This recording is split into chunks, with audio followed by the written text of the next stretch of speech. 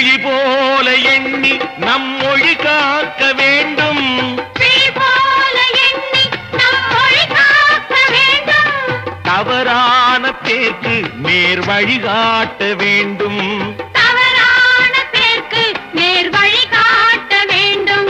ஜனநாயகத்தில் நாம் எல்லோரும் மன்னர்.